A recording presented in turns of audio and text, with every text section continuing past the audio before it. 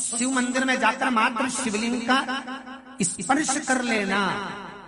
आप में से कितने लोग हैं जो शंकर जी के मंदिर में जाकर चंदन की 3 उंगलियां शिवलिंग पर घुमाते हैं? घुमाते हो ना शिवलिंग पर 3 उंगली? तो ये 3 उंगली घुमाने का फल क्या है?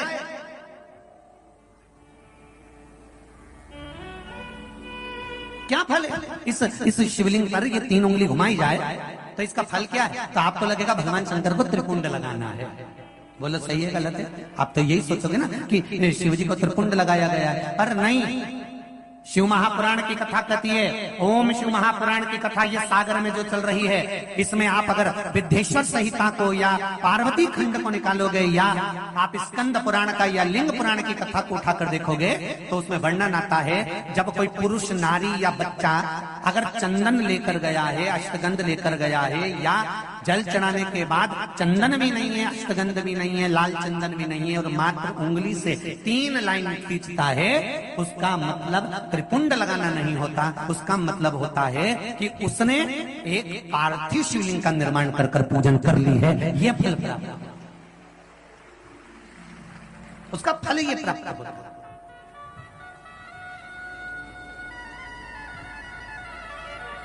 अब आप तो अभी तक सोचते थे कि हमने तो चंदन लगा के आए, हम तो भगवान को चंदन की लाइन खींच ली, हम भगवान को त्रिपुंड बनाकर आए। त्रिपुंड नहीं, भगवान शंकर को आपने त्रिपुंड लगाया वो अपनी जगह पर भगवान शंकर को जो आपने 3 लाइन खींची है, हाथ का जो स्पर्श कर कर घुमाया है, इससे पार्थिव शिवलिंग के निर्माण का फल प्राप्त हो जाता है।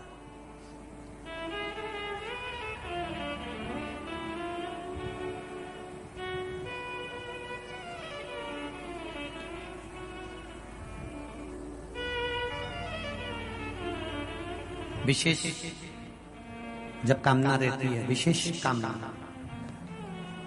आज आपका मन कर गया 108 चावल के दाने मेरे को शिव जी को चढ़ाना है, 108 चावल के दाने मुझे आज शंकर भगवान को चढ़ाना। विशेष आज आपके मन में कोई मनोरथ बड़ा है, कोई कामना बड़ी है और बाबा से आपने विनती करी कि मेरा ये कार्य अटक रहा है, आप पूरा करोगे, मुझे विश्वास है। 108 चावल के दाने चढ़ाना है। आपने चंदन लगाया, हाथ की हथेली पर 108 चावल के दाने जो घर से गिनकर लेकर गए हो उसको हथेली में रखा। एक एक चावल का दाना नहीं चढ़ाया, हथेली में रखकर जो विशेष कामना, जैसे किसी कर्मकांडी ब्राह्मण से पूछा जाए, पूजन होने के बाद में विशेष अर्घ दिया जाता है, विशेष अर्घ।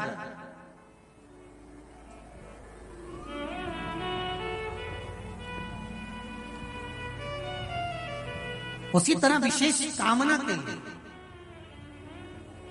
एक पत्र में आया विशेष कामना का फल, किसी ने सुन लिया था कथा ने। देखिए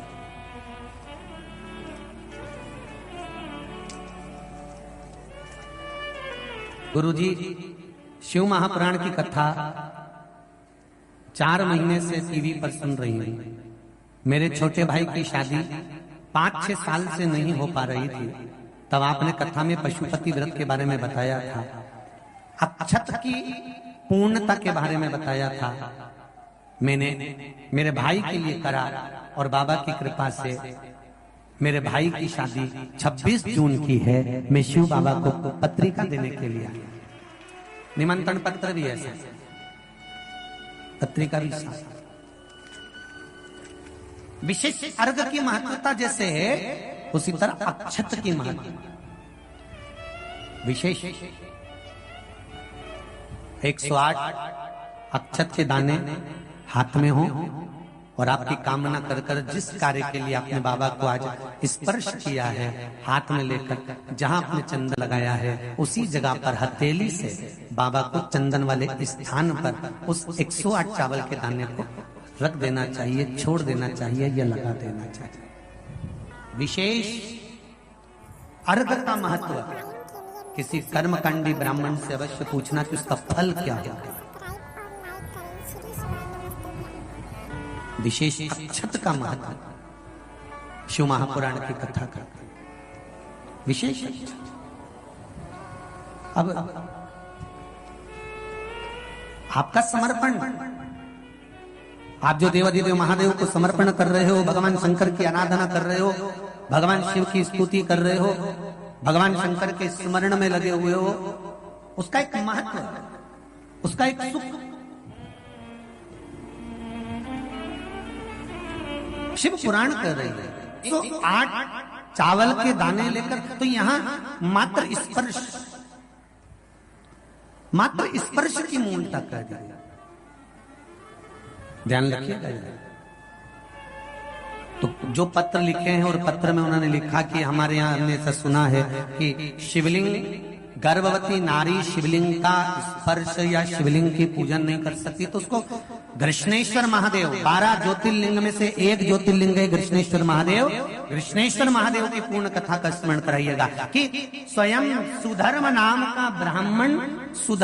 का ब्राह्मण अपनी पत्नी से कह रहे हैं कि अगर अब आपसे बालू का शिवलिंग नहीं बनता, मिट्टी का शिवलिंग नहीं बनता, तो एक काम करिए, अब आप बालू के शिवलिंग की जगह, मिट्टी के शिवलिंग की जगह, पार्थिव शिवलिंग की जगह एक काम करना कि आप किसी मंदिर में जाकर शिवलिंग का मात्र स्पर्श कर लेना, भी केवल स्पर्श कर लेना भी पार्थिव शिवलिंग के निर्माण का फल है। केवल स्पर्श।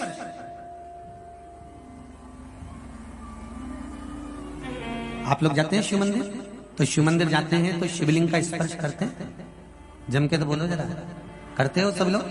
तो शिवलिंग का मात्र स्पर्श, केवल छूना नहीं है। स्पर्श का मतलब होता है शंकर भगवान को आप चंदन ले गए हो कि नहीं ले गए हो, अष्टगंध ले गए हो कि नहीं ले गए हो, पर ये तो मुझे विश्वास है कि 1 लोटा जल लेकर जरूर जाते हो।